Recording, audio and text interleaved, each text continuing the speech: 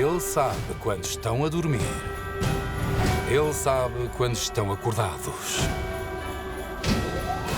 Ele sabe se portaram bem ou mal. Já chega. Os miúdos não são parvos. Eles já sabem isso. Desculpa, Pai Natal. Vai comigo! Vai comenta! Teddy, olha ali! Dá uma câmara! É o Pai Natal! Ao vivo e a cores. Só uma noite.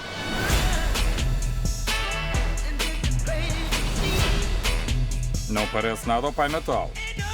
A publicidade faz-nos parecer mais gordos. O Natal está em apuros. E se trabalharmos em conjunto? Já vi muita coisa estranha, mas isto... Espera até veres o que se segue.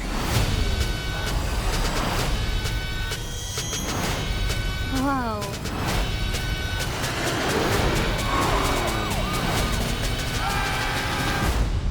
Se alguma vez conheceres a Mãe Natal, era melhor não falares disto.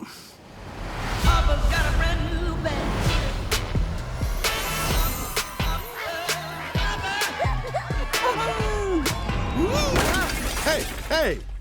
Querem ir para a lista dos mal comportados? Então, vá, mãos à obra.